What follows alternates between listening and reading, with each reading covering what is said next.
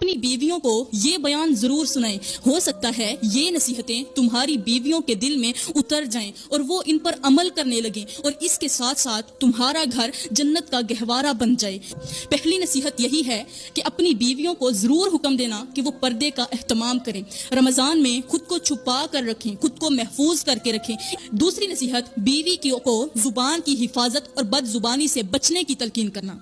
अगर तुम्हारी बीवी रमजान में भी अपनी जुबान का गलत इस्तेमाल कर रही है, अगर वो दूसरों की बुराई में वक्त गुजार रही है, अगर वो बेमकसद बातों, गिबत, तंज और झूठ में लगी हुई है, तो जान लो कि वो रोजा रख कर भी अपना ही नुकसान कर रही है। सल्लल्लाहु अलैहि वसल्लम ने फरमाया, जिसने झूठ और गलत काम ना छोड़े तो अल्लाह को उसके भूखा और प्यासा रहने की कोई जरूरत नहीं।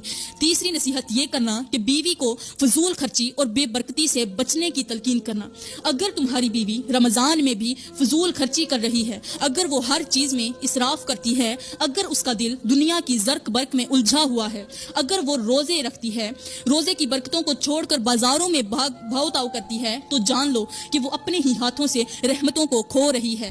प्यारे भाइयों, अब चौथी नसीहत, बीवी को इबादत में सुस्ती और वक्त के ज़िया से बचने की तलकीन करना।